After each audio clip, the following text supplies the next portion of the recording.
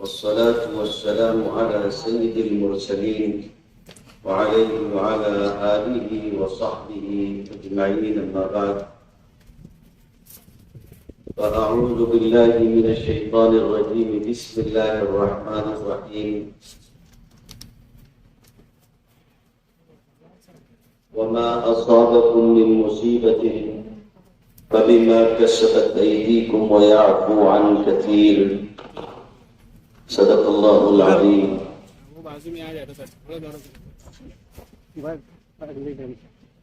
میرے عزیزو دوستو، آج اس کھلے ہوئے میدان میں ہم اور آپ اللہ رب العزت سے معافی طلب کرنے، اپنے گناہوں پر معافی چاہنے اور اللہ رب العزت کو راضی کرنے و منانے کے لیے حاضر ہوئے ہیں، تاکہ ہم اپنے گناہوں کی معافی بھی مانگ سکیں اور اللہ رب العزت سے اس کی رحمت کو طلب کر سکیں۔ ضرورت اس بات کی ہے کہ ہم اصل اسباب پر توجہ دیں اور ان کے حل کی کوشش کریں کہ وہ کیا وجہ ہے کہ اللہ رب العزت نے ہمیں اور آپ کو اپنی رحمت سے محروم رکھا، باوجود اس کے کہ ہزاروں نعمتیں اس کی ہمارے اوپر ہوتی رہیں، احسان اور فضل فرماتا رہا، اور آج یہ دن آیا کہ آج بارش کا موسم آگے سے زیادہ گزر چکا ہے اور بارش رکی ہوئی ہے۔ قرآن مجید میں اللہ رب العزت نے ارشاد فرمایا کہ لوگوں کو جو مصیبتیں تکلیفیں آتی ہیں، جو ان کی آزمائش ہوتی ہے، اس کا اصل سبب ان کے اپنے اعمال ہوتے ہیں۔ ایک اصولی بات اللہ رب العزت نے ارشاد فرمائی ہے کہ وَمَا ظَلَمْنَاهُمْ وَلَكِنْ كَانُوا أَنفُسَهُمْ يَظْلِمُونَ۔ اللہ اپنے بندوں پر نہ حقیقتاً نہ صورتاً کسی بھی طور پر ظلم نہیں کرتا۔ یہ بندے ہیں جو خود اپنے آپ پر ظلم کرتے ہیں۔ قرآن مجید میں فرمایا ظہر الفساد فی البر والبحر بما کسبت ایدی الناس۔ زمین میں خشکی اور تری میں جو فساد پھیلا، انسانوں کے اپنے کیے کے نتیجے میں پھیلتا ہے۔ اور یہ بھی کہ اللہ رب العزت یہ آزمائشیں اس لیے رکھتے ہیں کہ لیذیقہم بعد الذی عملوا لعلہم یرجعون، تاکہ لوگ ان کو ان کے کیے کا مزہ چکھایا جائے، بعض اعمال کا، بعض گناہوں کا، بعض غلطیوں کا۔ سب پر اللہ مزہ نہیں چکھاتا، بہت سارے معاف کر دیتا ہے، وَيَعْفُو عَنْ كَثِيرٍ، لیکن کچھ تھوڑے پر پکڑ کرتا ہے۔ اگر سب پر پکڑ کرنا شروع کر دے، زمین پر کوئی رہتا بستا باقی نہیں رہے گا۔ وَلَوْ يُؤَاخِذُ اللَّهُ النَّاسَ بِظُلْمِهِمْ مَا تَرَكَ عَلَيْهَا مِنْ دَابَّةٍ، تو تھوڑے پر پکڑ کرتا ہے، اور یہ پکڑ بھی اس لیے ہوتی ہے کہ تاکہ لوگ لوٹ آئیں۔ غور کرنا چاہیے، سمجھنا چاہیے کہ کہاں پانی مر رہا ہے۔ سچی بات یہ ہے کہ کون سی برائی ہے جس کو من حیث القوم اجتماعی طور پر ہم نے سینے سے نہیں لگایا؟ کون سی غلطی ہے جس کا ارتکاب ہمارے سماج اور معاشرے میں نہیں ہو رہا ہے؟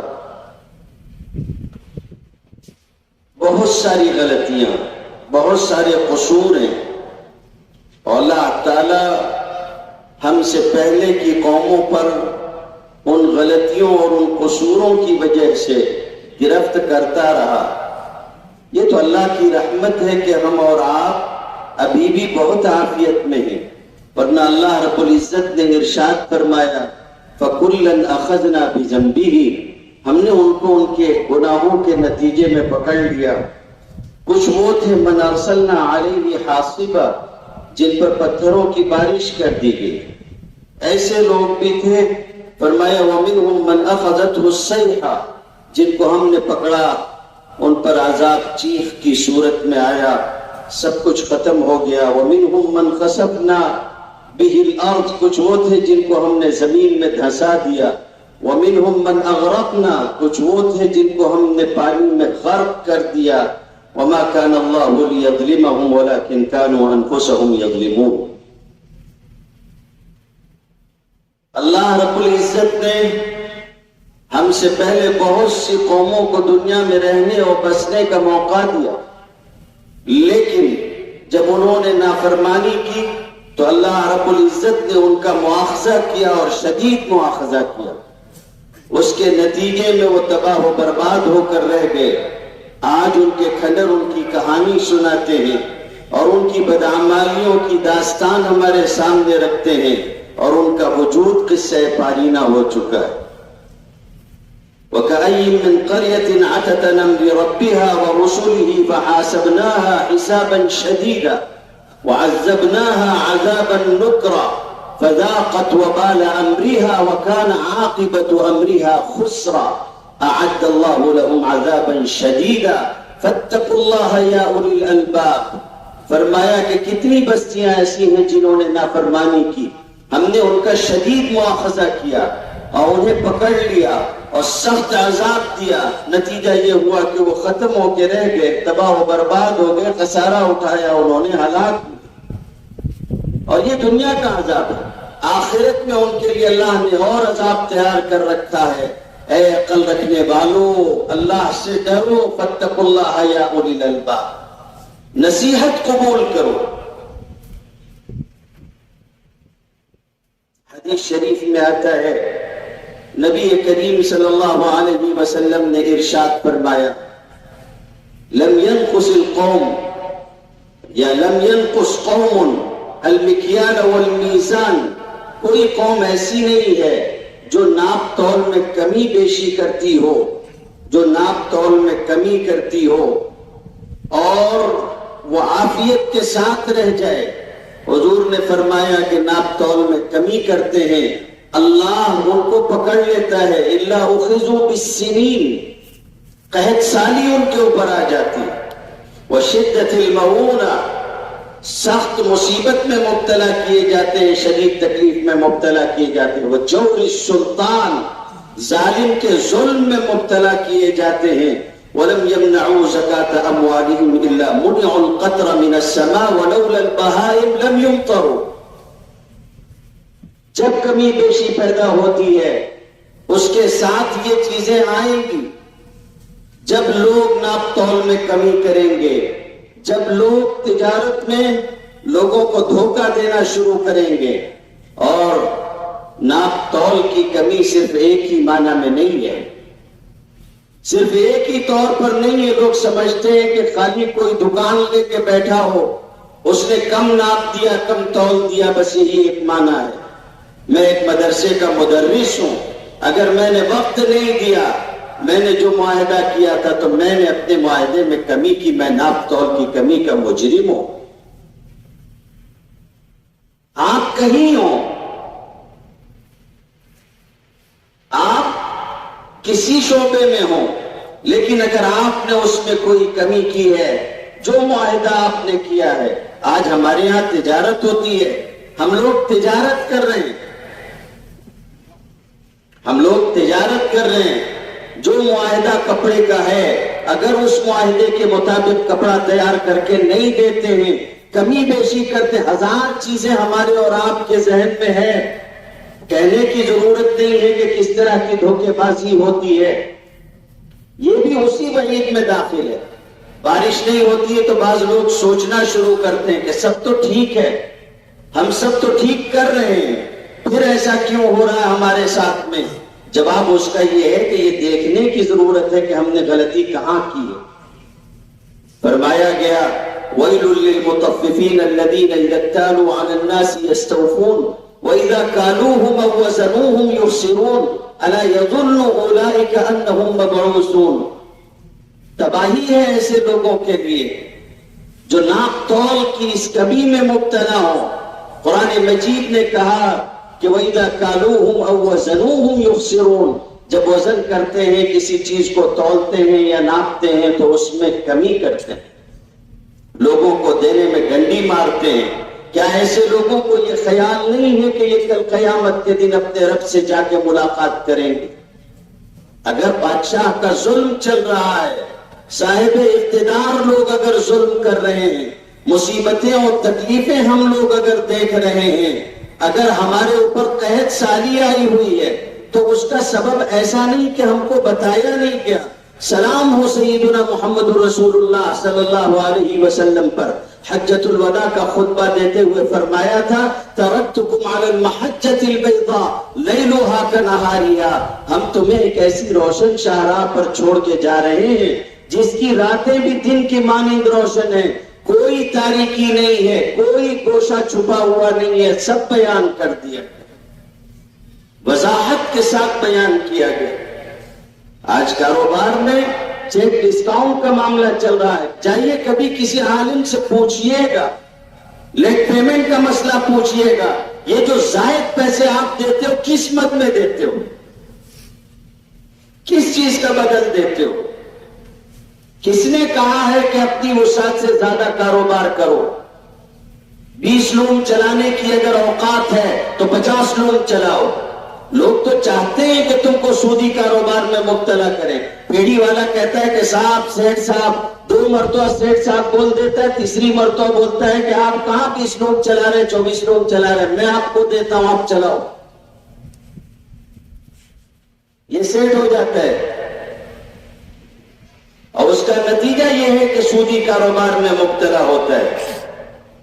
ایسے طریقے اختیار کیے جا رہے ہیں مال کمانے کے لیے جو قطعاً ناجائز اور حرام ہے۔ نفع کا لالچ دے کر شہر میں اس طرح سے لوگوں کے پیسے لوٹے جا رہے ہیں کہ علمان والحفیظ، کروڑوں روپے یوں ہی لوٹ جاتے ہیں۔ ابھی چند دن پہلے ایک صاحب بتانے لگے کہ 2 کروڑ روپے کا غبن ہو گیا، وہ اس کو غبن کہہ رہے ہیں۔ صورتحال یہ ہے کہ نفع کا لالچ دیا گیا اور نفع کا لالچ دے کر لوگوں کے پیسے کھا لیے گئے۔ کیا صورتحال ہے؟ جب تک کہ ہم ان چیزوں کو ٹھیک نہیں کریں گے، سود کی لعنت سے نہیں بچیں گے، لوگوں کا مال ناحق کھانے سے نہیں روکیں گے، ڈنڈی مارنے کی عادت نہیں جائے گی، اس طرح کے حالات آتے رہیں گے۔ اور اس میں کسی ایک شخص کو نہیں کہہ رہا ہوں، اسی لیے بات جب میں نے شروع کی تو یہ بات کہی تھی کہ ہم من حیث القوم شریک، اجتماعی طور پر شریک، ہم سب کا قصور ہے، کوئی ایک بندے کا قصور نہیں ہے۔ کمانے کے ایسے ایسے ذریعے اختیار کر لیے گئے ہیں، میاں بیوی میں کوئی اختلاف ہو، ایسے لوگ بھی ہمارے سماج اور معاشرے میں پائے جاتے ہیں جو بیٹھ کے تیل ڈالنے کا کام کرتے ہیں، اور حالات بگاڑنے کے بعد ان کا رویہ یہ ہوتا ہے کہ ہمارے ساتھ کوٹ چلو، ہم تم کو اتنا دلا دیں گے، اس میں سے ہمارا اتنا ہوگا۔ یہ کون سی صورت ہے؟ یہ کون سا جائز اور حلال پیسہ ہے؟ میں اس کی وجہ سے ایسی تلخ باتیں تک جانتا ہوں جس میں 3 خاندان اجڑ گئے، لوگ مقتول ہوئے، بوریوں میں بھر کے ان کی لاشیں پھینکی گئی۔ اسی شہر کا واقعہ، اسی شہر کا واقعہ ہے۔ 1 2 نہیں 3 خاندان اجڑ گئے، جس میں 4 لوگ ابھی بھی جیل میں عمر قید کی سزا بھگت رہے ہیں۔ لوگوں، اللہ کو راضی کرنے کے لیے آئے ہو تو دیکھو کہ پانی کہاں مر رہا ہے، اصل صورتحال کیا ہے، کہاں غلطی ہو رہی ہے۔ یہ بھی ہو رہا ہے کہ آج ہمارے سماج اور معاشرے میں وقت رکھا جاتا ہے استسقاء کا، عیدین کا وقت رکھا جاتا ہے۔ علماء جانتے ہیں کہ عید کی نماز کا وقت کیا ہے، استسقاء کا وقت کیا ہے۔ سورج نکلے گا، ایک نیزہ بلند ہو گیا، بات ختم ہو گئی، نماز پڑھ سکتے ہیں، لیکن کبھی 9:30 بجے، کبھی 9 بجے، اس لیے کہ ہمارا نوجوان ابھی اٹھا ہی نہیں ہے، وہ پہنچ نہیں سکتا ہے۔ ابھی بھی 9 بجے گا، لوگ پیچھے سے بولیں گے، ادھر سے فون کریں گے، لوگ آ رہے ہیں، ابھی لوگ ابھی آ رہے ہیں۔ ہمارے پاس اللہ کے حضور حاضر ہونے کا وقت نہیں ہے، ہمارے پاس فجر کی نماز پڑھنے کا وقت نہیں ہے، نمازوں کی ہمارے پاس کوئی پابندی نہیں ہے. یہ صورتحال ہے. اور اس سے زیادہ دیگر وہ صورت یہ ہے کہ قرآن مجید اس سے اتنی دوری ہے کہ المان والحفیظ قرآن مجید ٹھیک سے پڑھ بھی نہیں سکتے، تلاوت بھی نہیں کر سکتے. کتنے نوجوان ہیں جن کو گانے اور باجے اور ساری چیزیں سب یاد ہیں، اگر ان کو کوئی چیز یاد نہیں ہے تو قرآن مجید ہے، لوگوں سے پوچھتے ہیں مسئلہ کہ نماز میں تسبیح پڑھ لیں تو نماز ہو جائے گی یا نہیں ہو جائے گی. کتنے لوگ ایسے ہیں حج اور عمرہ کرتے ہیں، جاتے ہیں اور ناقص نماز پڑھ کے وہاں سے واپس آتے ہیں. نمازیں ادھوری ہوتی ہیں، قرآن مجید ہی نہیں آتا، اتنا بھی نہیں آتا کہ نماز پوری کر سکے. اللہ رب العزت نے فرمایا وَمَنْ أَعْرَضَ عَنْ ذِكْرِي فَإِنَّ لَهُ مَعِيشَةً ضَنْكَ، جو بندہ قرآن مجید سے منہ پھیر کے زندگی گزارے گا ہم اس کی زندگی تنگ کر دیں گے، تنگ ہو کر رہے گی. قرآن مجید میں یہ بھی فرمایا گیا کہ وَلَوْ أَنَّهُمْ أَقَامُوا التَّوْرَاةَ وَالْإِنْجِيلَ وَمَا أُنْزِلَ إِلَيْهِمْ مِنْ رَبِّهِمْ لَأَكَلُوا مِنْ فَوْقِهِمْ وَمِنْ تَحْتِ أَرْجُلِهِمْ. لوگ اگر اللہ کی کتابوں پر عمل کرتے، توریت پر اور انجیل پر، اور جو ان کی طرف اتارا گیا ہے قرآن مجید پر، اگر لوگ عمل کرتے، اپنے اپنے زمانے کے لوگ اپنے اوپر سے بھی اپنا رزق پاتے، اپنے نیچے سے بھی اپنا رزق پاتے. اگر رزق سے محرومی ہو رہی ہے تو وہ اسباب تلاش کرو کہ کون سے اسباب ہیں جس کی وجہ سے یہ محرومی آ رہی ہے. آج جو نعمتیں اللہ تعالیٰ نے دی ہیں، کیا یہ نعمتیں پہلے کے مقابلے میں بڑھی ہوئی نہیں ہیں؟ 2 لوگ چلاتے تھے، ہاتھ کا لوم ہوتا تھا، 2 تھان بین لیتے تھے، پورا گھر چلتا تھا. آج 200 لوم کا کارخانہ ہے، زندگی تنگ ہے. بات دراصل یہ ہے کہ حرص و ہوس میں آ کے، لالچ میں آ کے ناشکری کی زندگی پر اتر آئے. جو چیز ملی تھی اللہ کا شکر کہیں نہ کہیں ہم نے نہیں کیا. وَلَوْلَا إِذْ دَخَلْتَ جَنَّتَكَ قُلْتَ مَا شَاءَ اللَّهُ لَا قُوَّةَ إِلَّا بِاللَّهِ. سورہ کہف پڑھتے ہو، اس میں پڑھتے ہوگے کہ جب تو اپنے باغ میں داخل ہوا تو تو نے یہ کیوں نہیں کہا کہ یہ اللہ رب العزت جو چاہے وہی ہوتا ہے، یہ اس کا دیا ہوا ہے. نیکیاں کرنے کی، گناہوں سے بچنے کی کوئی قوت اور کوئی طاقت اللہ رب العزت کے سوا کسی کے پاس نہیں ہے، یہ اس کا دیا ہوا ہے.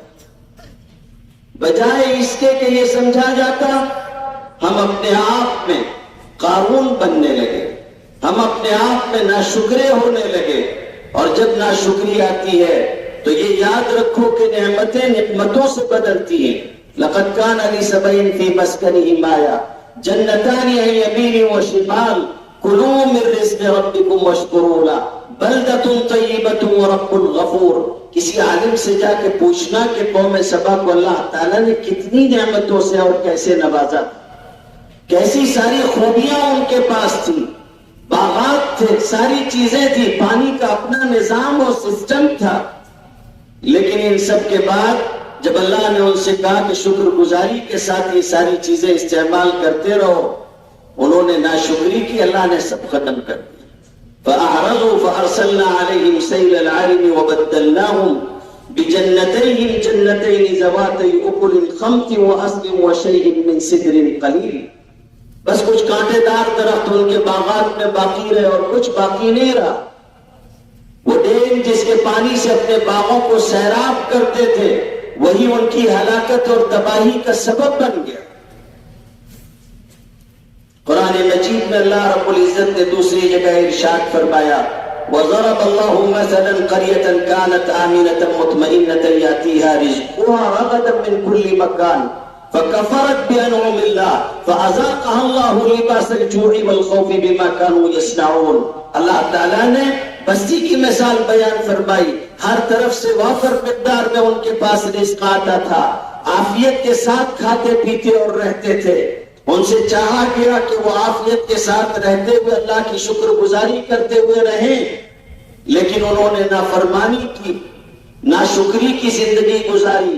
اللہ تعالیٰ نے ان کو قرآن مجید کی عجیب تعبیر ہے، لباس ہوتا ہے انسان کے ساتھ چمٹا ہوا ہوتا ہے، اللہ نے فرمایا فَأَذَاقَ اللَّهُ لِبَاسَ الْخَوْفِ وَالْجُوعِ بِمَا كَانُوا يَصْنَعُونَ، ان کو اللہ تعالیٰ نے خوف اور بھوک کا لباس پہنا دیا۔ آج ہماری جو صورتحال ہے اس ملک میں، ہم کس طرح سے زندگی گزار رہے ہیں، کبھی لوٹ کے دیکھ لیجیے۔ نعمتیں دی تھی اللہ نے، ایسا نہیں کہ نہیں دی تھی، آج بھی جو نعمتیں ہیں اس پر شکر گزاری کی زندگی ہو۔ اللہ کے نبی صلی اللہ علیہ وسلم نے فرمایا ما من ذنب احرا، کوئی گناہ، بہت سارے گناہ ہیں، ان گناہوں میں سے ایک گناہ اس بات کے زیادہ لائق ہے کہ اس کے کرنے والے کو اللہ دنیا ہی میں سزا دے دے۔ لصاحبہ ان یعجل لصاحبہ العقوبۃ فی الدنیا مع ما يدخر له فی الآخرہ من قطیعۃ الرحم والبغی۔ دو چیزیں فرمایا، ظلم کرنے والے اور قطع رحمی کرنے والے، یہ دو گناہ کرنے والے ایسے ہیں کہ اللہ ان کو دنیا ہی میں سزا دے گا اور آخرت میں جو ان کے لیے ہے وہ ہے۔ قطع رحمی کر رہے ہیں، کتنے ایسے لوگ ہیں جو آپس میں ایک دوسرے سے بات کرنے کے لیے تیار نہیں، آپس میں ایک دوسرے کو معاف کرنے کے لیے تیار نہیں، آپس میں ایک دوسرے کے ساتھ درگزر کرنے کے لیے تیار نہیں۔ ہمارے حضرت فرماتے ہیں کہ کبھی کبھی بہت ڈر لگتا ہے کہ اللہ کے سامنے ہاتھ اٹھا کے اللہ تعالیٰ بندے سے یہ کہے کہ اللہ آپ ہمیں معاف کر دیجئے، اور اللہ تعالیٰ بندے سے یہ کہے کہ تو میرے بندوں کو معاف کرنے کو تیار نہیں، میں تجھے کیسے معاف کر دوں، تو درگزر کرنے کے لیے تیار نہیں۔ کسی نے جا کے ایک عالم سے کہا تھا کہ میرے غلام ہیں، بہت ستاتے ہیں، میں ان کو معاف کرتا رہتا ہوں، کہاں تک معاف کروں، کتنا معاف کروں، کتنا درگزر کروں؟ تو عالم نے بہت سیدھا اور چھوٹا سا جملہ کہا تھا کہ اپنے بارے میں اللہ سے جتنی مغفرت کی اور درگزر کی امید رکھتے ہو، اس کا 10واں حصہ اپنے غلاموں کے ساتھ اختیار کر لو، 10واں حصہ اختیار کر لو۔ ہر غلطی پر تو ہم اللہ سے یہ چاہتے ہیں کہ ہمیں معاف کر دیا جائے۔ دوسری چیز ہے ظلم کرنا۔ آج سماج اور معاشرے کے اندر یہ صورتحال ہے کہ ظلم عام ہو رہا ہے، اور اس درجے عام ہو رہا ہے، صفائی کے ساتھ سننا چاہو تو سن لو۔ آج ہمارے یہاں یہ صورتحال ہے کہ ہمارا نوجوان جس عمر میں باپ نہیں بن سکتا اس عمر میں دادا بن جاتا ہے، غنڈا ہو جاتا ہے۔ کتنے ایسے لوگ ہیں جنہوں نے یہاں ہوں گے اگر یا سن رہے ہیں، میں ان سے کہنا چاہتا ہوں کہ میرے بھائی باز آ جاؤ، باز آ جاؤ۔ اس طرح سے ظلم ہو رہا ہے لوگوں کے اوپر اور زیادتیاں ہو رہی ہیں، ایک دوسرے کو قتل کر رہے ہیں، ایک دوسرے پہ اسلحہ اٹھاتے ہیں۔ مسلمان کے خلاف اسلحہ اٹھانا کتنی شدید وعید کی بات، عام ہوتا چلا جا رہا ہے۔ حدیث شریف میں آتا ہے نبی کریم صلی اللہ علیہ وسلم نے فرمایا لا تظلموا، لوگوں ظلم نہیں کرنا، فتدعوا فلا يستجاب لكم، اس کا نتیجہ یہ ہوگا کہ تم اللہ سے معافی مانگو گے اور تمہاری معافی قبول نہیں ہوگی۔ وتستقوا فلا تسقوا، اور تم اللہ سے پانی مانگو گے اور اللہ تمہیں پانی نہیں دے گا۔ وتستنصروا فلا تنصروا، اور تم اللہ تعالیٰ سے مدد چاہو گے اور تمہاری مدد نہیں کی جائے گی۔ وتستنصروا فلا تنصروا، تم اللہ سے مدد چاہو گے، تمہاری مدد نہیں کی جائے گی۔ تم پانی مانگو گے، پانی نہیں دیا جائے گا۔ تم اللہ رب العزت سے معافی طلب کرو گے، دعا کرو گے، دعائیں قبول نہیں کی جائیں گی۔ اس لیے ظلم چھوڑ دو، اور ظلم ایک ہی جہت کا نہیں ہے، شوہر کا بیوی پہ ظلم ہو، آل اولاد پہ ظلم ہو، سماج اور معاشرے میں بسنے والے کسی فرد کا اپنے کسی ماتحت پر ہو، کوئی شخص ہو، ظلم ہوتا ہے۔ ہم کو صرف حکمرانوں کا ظلم دکھائی دیتا ہے، اپنا ظلم نہیں دکھتا۔ میں یہ نہیں کہتا کہ اس کی وجہ سے ان کا ظلم درست ہے، وہ بھی اگر کسی پہ ظلم کرتے ہیں تو ان کا ظلم بھی غلط ہے، اور اللہ تعالیٰ ظلم کے ساتھ کسی کو دنیا میں باقی نہیں رہنے دیتا۔ یہ عالم ہے اور ظلم کر رہے ہیں، نشہ کر کے کرتے ہیں، ایسا نشہ۔ ایک بہت بڑے ڈاکٹر ہیں شہر کے، ہمارے دوستوں میں سے انہوں نے ہم سے کہا تھا کہ آپ رات کو مدرسے سے نکل کے گھر جاتے ہیں، کبھی 12 بجے کبھی 11 بجے، معمول ان کو پتا ہے، احتیاط سے جایا ہے۔ تو میں نے ان سے کہا کہ کیوں؟ کہنے لگے کہ ہم لوگ جانتے ہیں کہ لوگ کس قسم کا نشہ آپ کرنے لگے، اور اس نشے میں وہ جس طرح سے لوگوں کے ساتھ پیش آتے ہیں، سامنے والے کو یہ پتا نہیں ہوگا کہ آپ کون ہو، اس کو آپ کے پیسے سے، آپ کے فون سے مطلب ہوگا، نقصان پہنچاتے ہیں، قتل کرنے تک سے باز نہیں آتے ہیں، ایسے ایسے زخم پہنچاتے ہیں، ایسے چاقو مارتے ہیں۔ اس لیے احتیاط کرو۔ یعنی اب ہم شہر میں چل بھی نہیں سکتے۔ لوگوں ایک بات اچھی طریقے سے سمجھ لو، اس طرح سے اگر نشہ پھیلتا رہا تو تمہاری نسل باقی نہیں رہے گی۔ اپنے بچوں کو دیکھو، نوجوانوں کو دیکھو، اگر کوئی نشہ کرتا ہے اس کو سمجھانے کی کوشش کرو، محبت کے ساتھ اس کو اپنے سے قریب کرنے کی کوشش کرو، اور اگر کوئی تنظیم اٹھتی ہے، کوئی محکمہ اٹھتا ہے، کوئی فرد، کوئی جماعت کھڑی ہوتی ہے نشے کے خلاف، اس کا ساتھ دو، ورنہ مستقبل ہاتھ میں نہیں رہے گا۔ اور پھر نشے کے ساتھ کتنی وعیدیں، عبادات کے نامقبول ہونے کی بات علماء نے لکھی ہے، کتابوں میں یہ باتیں سب موجود ہیں۔ ضرورت اس بات کی ہے کہ ہم لوگوں کو اس طرف راغب کریں اور ان کو سمجھائیں کہ یہ ساری چیزیں جو ہیں یہ کتنی خطرناک ہیں۔ میرے بھائیوں، یہ ساری چیزیں جو میں نے آپ کے سامنے بیان کی، یہ اسباب ہیں بارش کے رک جانے کے، پانی کے نہ ملنے کے۔ ایک ہی علاج ہے، اور وہ علاج ہے شریعت پہ جم جانا، اللہ کی مرضیات کے موافق زندگی گزارنا، گناہوں سے باز آ جانا، جو غلطیاں ہم کر رہے ہیں مجھ سے باز آ جائیں۔ قرآن مجید میں اللہ رب العزت نے ارشاد فرمایا، اگر لوگ احتیاط، تقوی و پرہیزگاری کی زندگی اختیار کریں، آسمانوں کے دروازے کھول دیے جائیں گے، انسان اپنا رزق عافیت کے ساتھ پائے گا۔ وَلَوْ أَنَّ أَهْلَ الْقُرَىٰ آمَنُوا وَاتَّقَوْا لَفَتَحْنَا عَلَيْهِمْ بَرَكَاتٍ مِّنَ السَّمَاءِ، آسمان سے جو برکتیں اترتی ہیں اللہ ان کو کھول دے گا۔ اور یہ بھی فرمایا کہ اگر لوگ شریعت پر جمے رہیں، وَأَن لَوِ اسْتَقَامُوا عَلَى الطَّرِيقَةِ لَأَسْقَيْنَاهُم مَّاءً غَدَقًا، تو اللہ تعالیٰ لوگوں کو، اگر لوگ شریعت پر جم جائیں، دین پر جم جائیں، تو آسمان سے پانی دے گا۔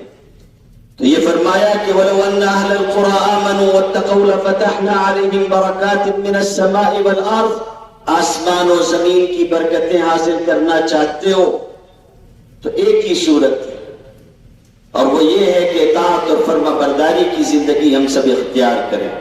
آج اللہ کے حضور حاضر ہیں، اللہ رب العزت سے معافی مانگنے کے لیے اور اللہ سے اپنے گناہ بخشوانے کے لیے حاضر ہوئے ہیں۔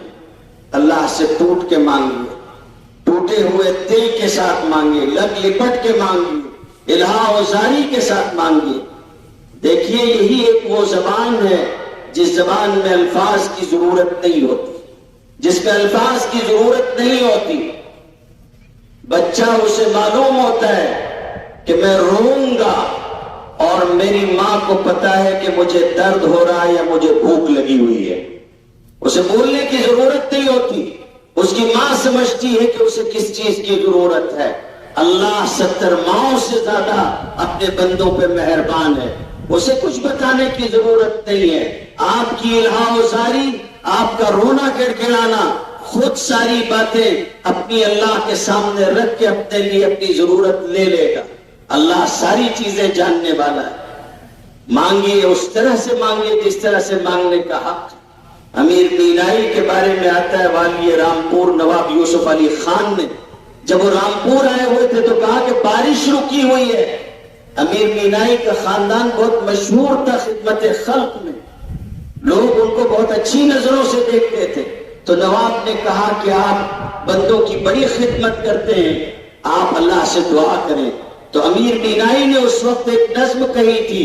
اس نظم کے 2 شعر ہیں. انہوں نے کہا تھا جس وقت انہوں نے وہ نظم پڑھی روتے جاتے تھے, فریاد کرتے جاتے تھے, اور اس کے بعد اللہ نے بارش اتاری.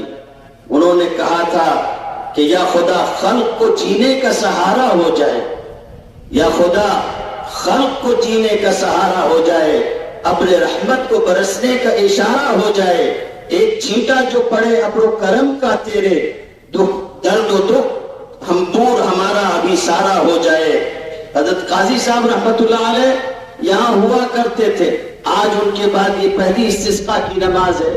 کہا کرتے تھے کہ آہ جاتی ہے فلک پر رحم لانے کے لیے, بادلوں ہٹ جاؤ دے دو راہ جانے کے لیے, اے دعا ہاں عرض کر عرش الہی تھام کر, اے خدا رخ پھیر دے اب گردش ایام کر, ایام کے رحم کر اپنے نہ آئینے کرم کو بھول جا, ہم تجھے بھولے ہیں لیکن تو نہ ہم کو بھول جا. خلق کے راندے ہوئے دنیا کے ٹھکرائے ہوئے آئے ہیں اب تیرے در پر ہاتھ پھیلائے ہوئے, خار ہیں بدکار ہیں ڈوبے ہوئے ذلت میں ہیں, خوش بھی ہے لیکن تیرے محبوب کی امت میں ہے.